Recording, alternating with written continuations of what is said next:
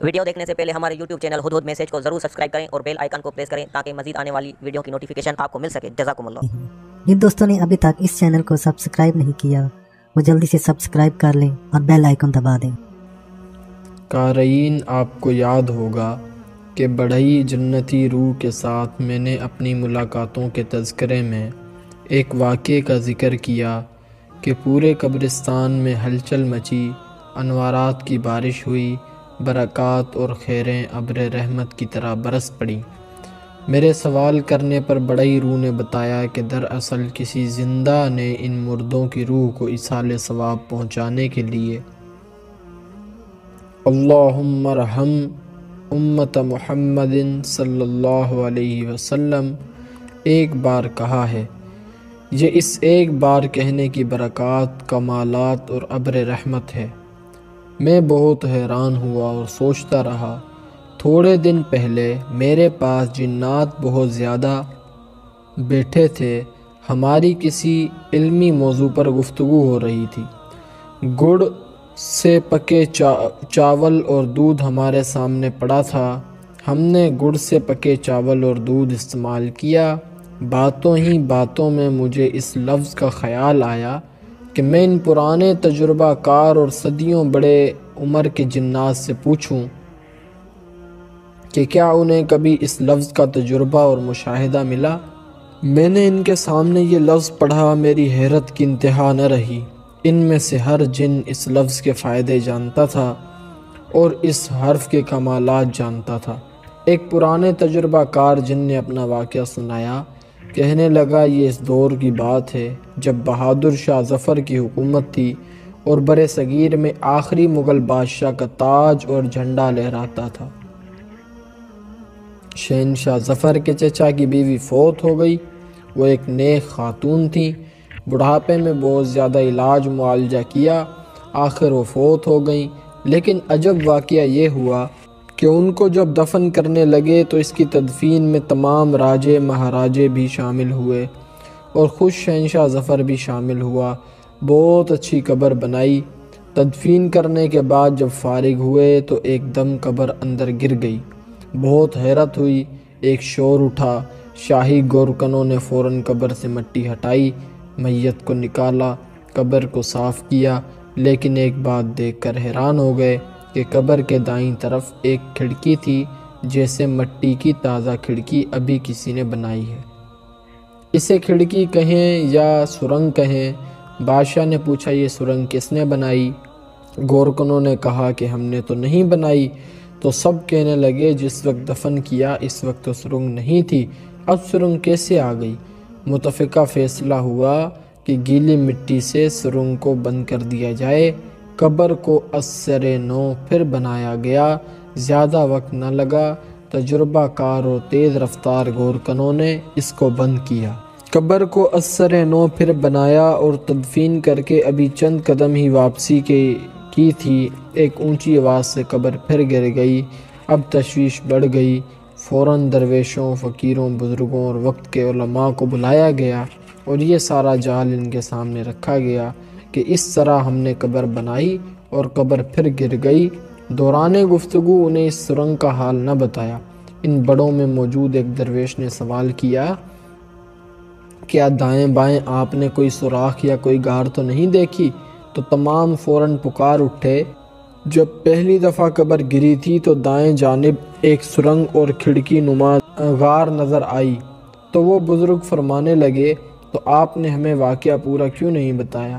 یہ میت یہاں دفن ہونے کی نہیں ہے۔ یہ بات کہتے ہوئے اس بزرگ اور پرانے جن کی باتیں ڈبڈبا گئیں اور اس کی گردن جھک گئی، حتیٰ کہ اس کے آنسو زمین پر گرنے لگے۔ وہ ہچکیوں میں ڈوب گیا۔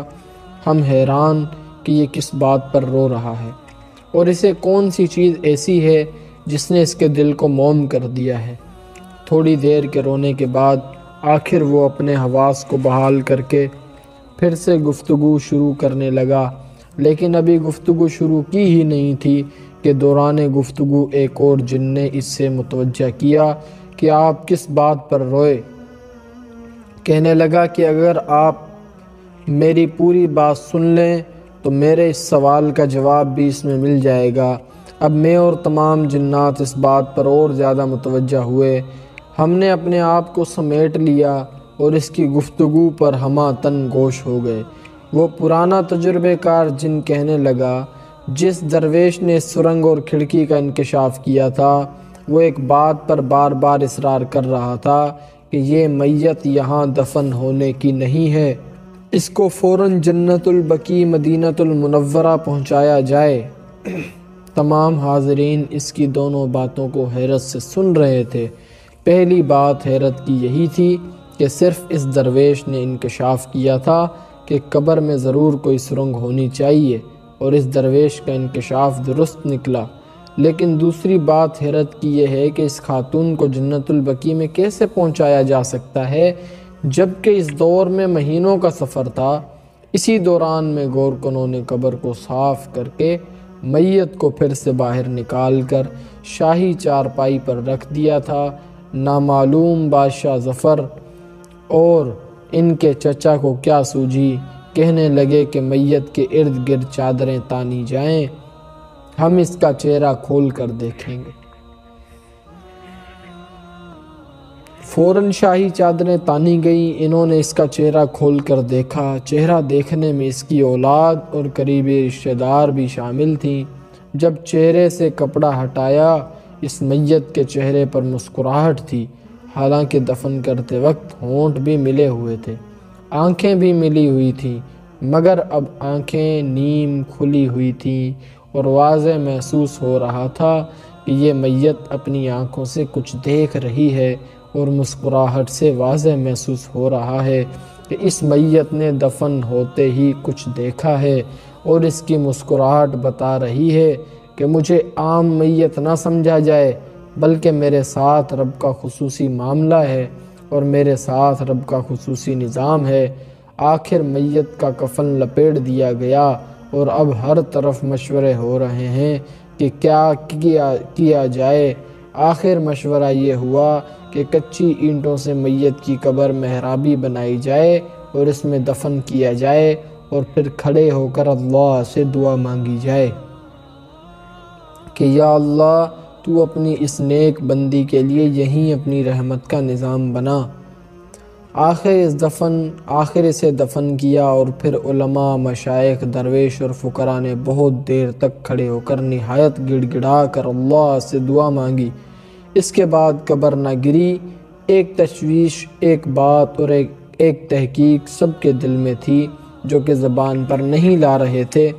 آخر اس خاتون کا کون سا ایسا عمل ہے جس کی وجہ سے اس کے ساتھ یہ معاملہ ہوا، اور وہ غار کیا تھی اور وہ کھڑکی کیا تھی؟ آخرکار بادشاہ نے تمام مشائخ اور بزرگوں سے یہ سوال خود ہی کیا۔ یہ بات کہتے ہوئے وہ بزرگ جن خاموش ہو گیا اور تھوڑی دیر سر جھکایا، پھر خلاؤں میں گھورنے لگا، جیسے کہ وہ سوچ رہا ہے کہ وہ بات ان سب کو بتاؤں یا نہ بتاؤں، اور تحقیق ان سب کے سامنے کھولوں یا نہ کھولوں۔ اس کے چہرے کی کشمکش، اس کی سانسوں کا تانا بانا، اس کے جذبات، کیفیات، خیالات یہ واضح بتا رہے تھے۔ آخر تھوڑی ہی دیر میں خود بولا اور کہا کہ ان میں بہت سے ایسے مشائخ تھے جو کشف القبور میں باکمال تھے، اور بہت سے درویش اور علماء ایسے تھے جو میت سے خواب کے ذریعے حال اور احوال پوچھ لیتے تھے۔ بادشاہ نے سب کو کہا کہ ہر شخص کشف القبور کے ذریعے یا خواب کے ذریعے اس خاتون سے حال پوچھے، اور ہر شخص علیحدہ مجھے لکھ کر دے، ایک کا دوسرے کو پتہ نہ چلے، اور سب رزلٹ لانے کے لیے 11 دن کا وقت دے دیا۔ 11 دن کے بعد سب اپنی کارگزاری لکھ کر بادشاہ کے پاس لائے۔ جب اس کارگزاری کو پڑھا گیا تو ایک ہی بات تھی، اور وہ بات یہ تھی کہ میں اللہ کے نبی علیہ السلام کی تمام امت کے لیے صبح و شام ایک تسبیح اول و آخر 3 بار درود شریف اللہم ارحم امت محمد صلی اللہ علیہ وسلم پڑھتی تھی، اور دن میں باقی وقت بھی کھلا پڑھتی رہتی تھی۔ اور سب کو خواب میں اس خاتون نے 3 واقعات سنائے۔ پہلا واقعہ یہ سنایا